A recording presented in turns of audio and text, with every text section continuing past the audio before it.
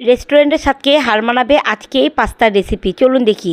প্রথমে আমি একটি প্যানে 2 টেবিল চামচ বাটার নিয়েছি। এখন এর মধ্যে সমপরিমাণ 2 টেবিল চামচ ময়দা দিয়ে ময়দাটাকে একটু বাটারের মধ্যে কিছুক্ষণ একটু নেড়ে চেড়ে নিব। খুব বেশি কালার করব না। এখন এর মধ্যে 1 কাপ লিকুইড দুধ দিয়ে দিয়েছি এবং স্বাদমতো লবণ দিয়ে দিয়েছি। এখন এর মধ্যে 1 কাপের মতো চিকেন আমি সিদ্ধ করা দিয়ে দিয়েছি। এটাকে নেড়েচেড়ে ভালো মতো কালো গোলমরিচের গুঁড়া একটু দিয়ে আবার একটু ভালো মতো নেড়েচেড়ে দিচ্ছি। এখন কিছুটা চিলি ফ্লেক্স দিচ্ছি আমি ঝালের জন্য। এখন 1 কাপ চিজ দিয়ে দিয়েছি এর মধ্যে। আমি আজকে এখানে মোজারেলা চিজটা ব্যবহার করেছি।